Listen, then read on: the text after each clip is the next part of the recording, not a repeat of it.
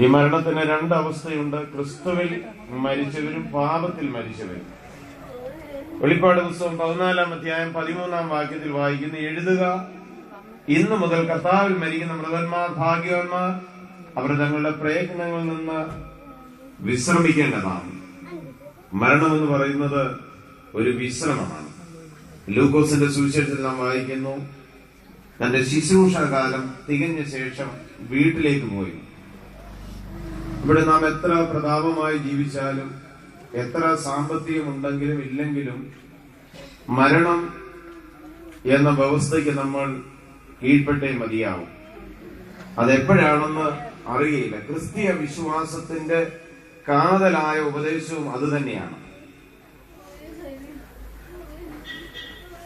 ജീവിച്ചിരിക്കുന്നവരെയും മരിച്ചവരെയും വിധിപ്പാൻ തന്നെ മഹാപ്രഭാവത്തോട് വരുമാനിക്കുന്നവരുമായ യേശു ക്രിസ്തുവിൽ നോക്കി പാർക്കുന്നതായ ജനം. ജനത്തിന്റെ പ്രത്യാശ യേശു ക്രിസ്തുവിനെ മടങ്ങി വരുമെന്നുള്ളതാണ്. ലോകത്തിൽ രണ്ട് കാര്യങ്ങൾ എപ്പോൾ വേണമെങ്കിലും സംഭവിക്കാം: ഒന്നുകിൽ മനുഷ്യന്റെ മരണം, അതല്ലെങ്കിൽ യേശു ക്രിസ്തുവിന്റെ മടങ്ങി വരവ്. അപ്പൊ ക്രിസ്തീയ വിശ്വാസത്തിന്റെ പ്രത്യാശ കർത്താവ് മടങ്ങി വരുമെന്നുള്ളതാണ്.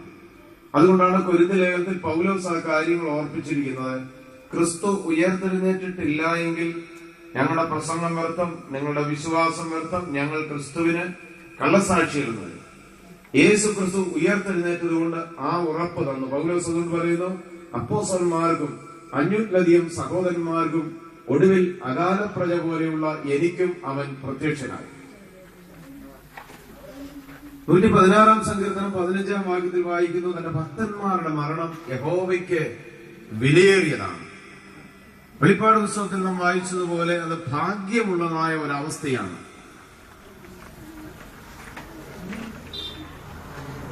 ഇവിടെ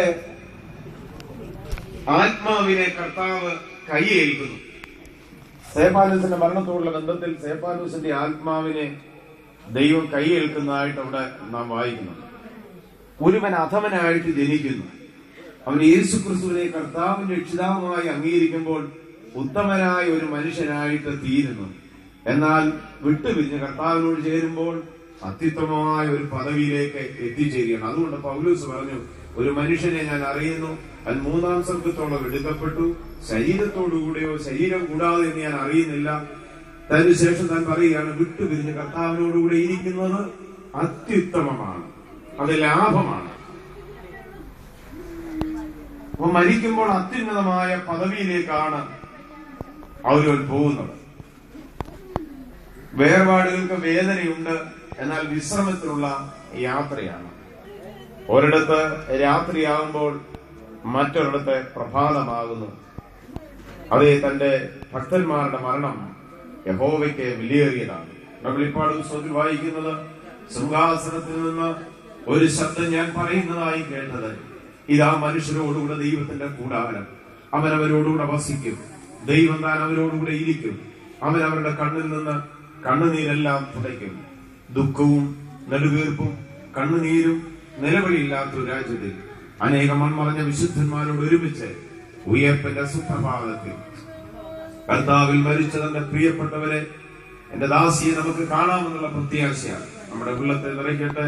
പൗലോസ് തെസ്സലോനിക്കർക്ക് ലേഖനം എഴുതുവാനുള്ളതായ ഒരു പ്രധാന കാരണം തന്നെ മരിച്ചുപോയവർ എവിടേക്കാണ് പോകുന്നെന്ന് അവർക്ക് ഉറപ്പില്ല. അതുകൊണ്ട് സഹോദരന്മാരെ, നിങ്ങൾ പ്രത്യാശയില്ലാത്തവരെ പോലെ, മറ്റുള്ളവരെ പോലെ നിദ്ര കൊള്ളുന്ന, വേദപുസ്തകത്തിൽ അതാണ് നിദ്ര എന്ന പദമാണ് ഉപയോഗിച്ചിരിക്കുന്നത്. ഈ അമ്മാമ്മ നിദ്ര കൊള്ളുകയാണെന്ന് പത്രത്തിൽ കൊടുത്താൽ ആരും ഇവിടെ എത്തിച്ചേരില്ലായിരുന്നു. എന്നാൽ വേദപുസ്തക ഭാഷ അങ്ങനെയാണ്.